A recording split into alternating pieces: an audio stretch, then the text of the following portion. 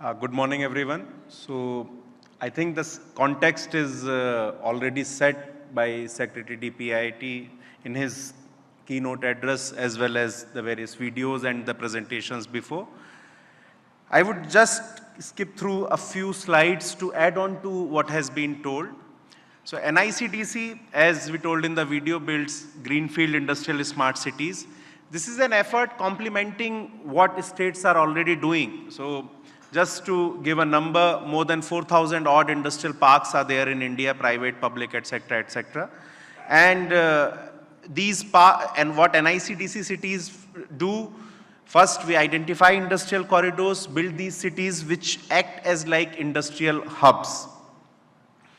So there are 11 industrial corridors. These lines that you see crisscrossing the whole map of India, basically industrial corridors. This is just this is kind of a planning tool where the industrial ecosystem and the connectivity infrastructure, they are mapped and an industrial corridor is identified. So Delhi-Mumbai industrial corridor was the first one, and then Chennai, Bengaluru, Amritsar, Kolkata, Bengaluru, Mumbai, etc., etc. And not just the Ministry of Commerce and Industry is working on it.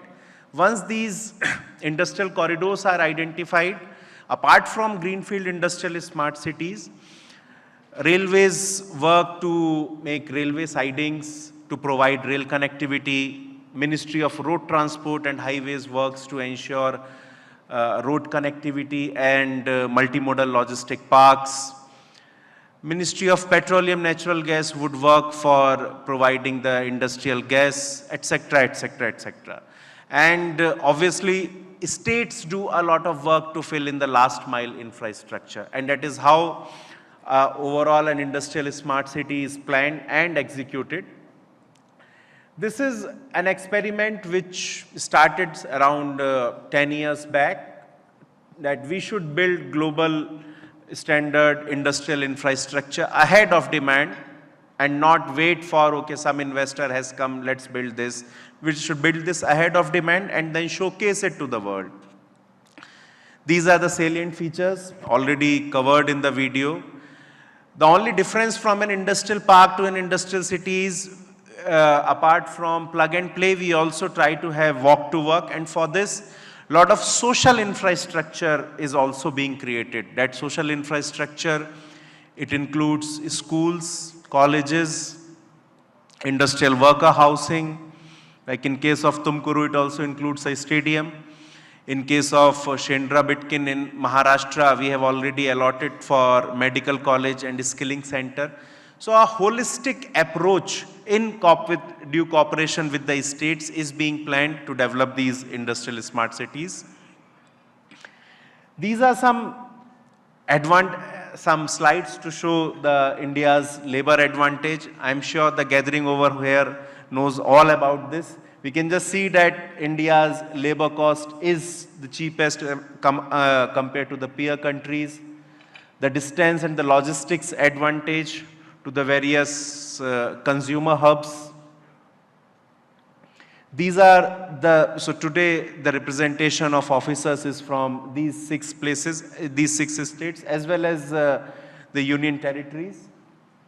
These are the 6 projects of NICDC. We have one obviously in Tumkuru, Krishnapatnam, Koparthi, Orvakal, Zahirabad, Palakkad.